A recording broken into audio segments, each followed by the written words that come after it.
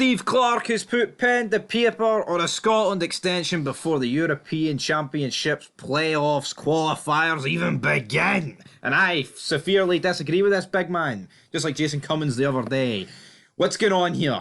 We are free. Why has he got 3 years added on and we don't even know what the team's going to produce? And judging by the squad he picked, I'm not looking forward to it personally. I think it's going to not be good. I can see it's not qualifying.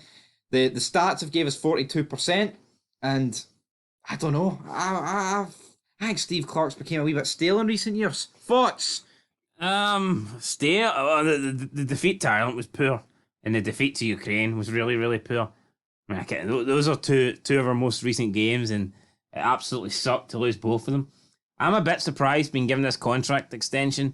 I'm not sure how long was left on his deal before this. I mean, I think he is the right man for Scotland, and I do want him to be there, but for me, it's very strange to announce this just like days before the start, or a day before the start of your qualifying campaign. I don't think it would have hurt to play the first couple of games, see how we get on, see how we perform, and then make a decision. Or I don't know, if you plan on having him be the long-term manager. In my opinion, you would announce this like a few months ago. I don't know. Maybe they think announcing it a day before the Cyprus game is going to help the team, but Cyprus are going to bollock Steve Clarke. He's agreed a wee extension, but he's agreed to remain Scotland head coach until 2026. He says he believes he's become a better person-to-person manager. Of course, he took over from McLeish in 2019, which... Thank God, because let's be honest, we needed saving from McLeish. We did, and that means it's going to be 7 years by the time he leaves. If he leaves, 7 years? That's quite mad. Well, I mean, there's nothing keeping him. I mean, he could get sacked, could leave for a different club, could mutually, cut ties. Of course, with this Euros and then the World Cup, and then that would take him up to his thing. So, what would be a failure in your eyes for Steve Clarke? Failure for me is not qualifying for the Euros. With the 24 team Euros now, there's just no excuse to not qualify for the Euros. I reckon when Euros was 16 teams, it was kind of similar to the World Cup. So it was like, you know what? All right, there's only an extra couple of places.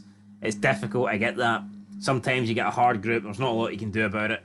But now, with the 24 teams, the top two in the qualifying stages automatically go through. Then you've got this whole... It's a bit of a disaster with the League Nations that you can even finish third but still qualify because the two teams above you in your little section have already qualified through the main section. I just feel like with 24 teams and the League Nations tournament as well, I feel like it just rewards failure. Yeah. I don't like it personally. For me, I'm not a big fan of it.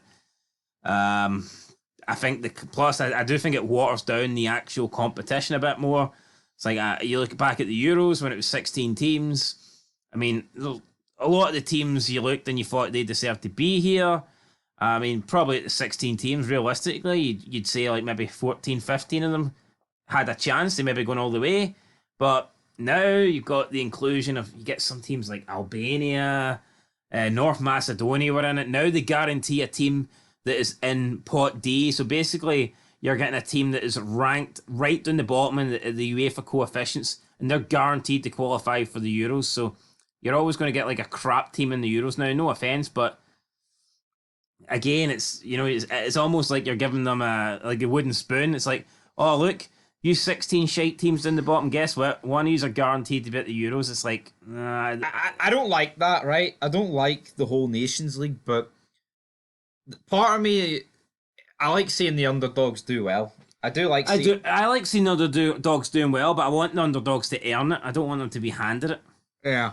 It was good seeing Pandev in that last Euros, but again... It was, because, I mean, good career, and let's be real, if it was a 16 team, if it was the old qualifying format, North Macedonia would probably never get there. Nope, definitely not. Definitely not. But with us, I mean, we've already not qualified, but we've already guaranteed Nation League's playoff. Yeah, so even if we do, even if we get humped here and we finish third behind Spain and Norway, we're still just 2 games away from getting to the Euros anyway. So you're like, what's the point of going through this qualifying campaign? Even if we get beat every single game, you're two games away. And it's like, look at England, right? 2008, missed out in the Euros, massive, finished behind Croatia and Russia. See now, it is going to be damn near impossible for a big nation like England not to qualify for the Euros. Because even if they somehow don't make the top two of the qualifying section, they're going to get into it based on the league nation. Because even if they don't like win their group, it's like the teams that finish ahead of them are already going to qualify through the qualifying campaign.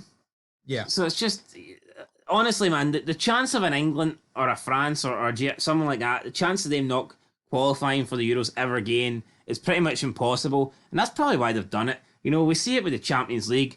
They're coming up, they're trying to invent a new format to get as many big teams, like the coefficient, the top leagues get 4 teams in it. And that's what it's all about. It's all about money. They all want the big teams to be there. And I feel like that's what happens with the Euros, albeit, yeah, they're allowing one team from the Pool D to get in, but still, I mean, no harm in letting one crap team get in when you're guaranteeing all the big names are going to be there. So Exactly, but yeah, we were discussing Steve Clarke, what would be a failure, and you're saying he has to make the Euros. Now, what happens if he makes the Euros and the World Cup? Well, he's a fucking Scottish legend, isn't he, if that happens? What though? But if he doesn't make either of them, does he have to go? Okay, team we've got 100%. There you go, Wayne. This is, I mean, as much as I think Steve Clarke has produced probably, in my lifetime, the best results, well, at least since I was old enough to start watching football, as much as I think he has been the best manager in terms of results, I do think he's had the best team. People might say with a better team in like 2006, 2007, 8. Debatable. I think now we've got a better squad. I think overall, I mean, yeah, no, I just look at the players.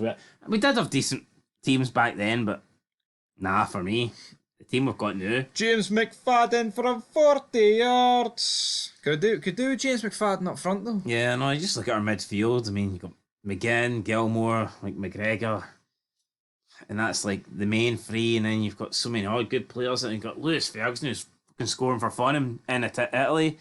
I feel like this is the best generation of Scots we've seen. I mean, there was a dead period about 10 years ago. I remember we had like fucking Chris O'Lemo up front, man. It was some dark days. I know we had a good team around 08 and that, but it wasn't that long after that. I had a really, really bad team. And then we went through the Strachan era. Unfortunately, we had the McLeish era. The Steve Clarke era has been good, but it's not been great. And I'm hoping... What about the Craig Levein era? Yeah, less said about that, the better. And I'm hoping over the next couple of campaigns it becomes great. So, yeah. Who do you think will be the next Scotland manager? It's pretty impossible to tell because, like you said, Steve Clarke could be there for the end of 2026. Who would you like it to be if it's not Steve Clarke? Who would I like it to be if it's not Steve Clarke? Well, you know, mate. My name's Ange. Ange, how do I take Ange? Fuck it. Doesn't he do good in Europe, though? Davy Martindale. Davy Martindale? Why not? Ange doesn't do good in Europe, though, so that would probably be a problem for us. Yeah. But I take Gerrard, I don't know. Would Gerrard take it? I don't think he would. Probably not, guys, right? But anyway, Stevie Clarke, he's agreed to this. I think it's weird timing, to be honest, but you know what, right? If he gets us to the Euros, it's all good in the hood. But Willie, though, we kick off against Cyprus, match preview out later. We'll pick our starting 11, all that good stuff. But until next time, peace.